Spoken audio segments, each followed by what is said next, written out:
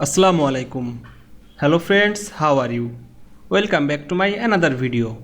In this video, I am going to show you how to insert a special bullet symbol character in InDesign. Let's get started. At first, open your Adobe InDesign software. Then open your document. Now I am firstly go to the type tool and insert a text box and click right here and click fill with placeholder text.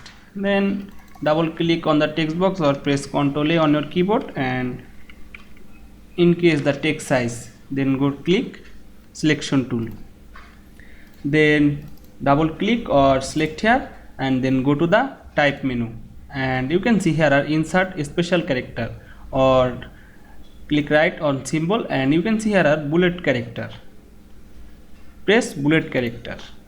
Now I'm insert here to bullet character. Now again go to the type tool, go to the insert a special character, get the symbol and click bullet character.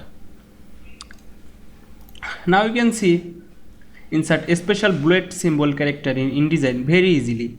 I hope you enjoyed my video. Please like, comment, share and subscribe my channel. Thanks for watching.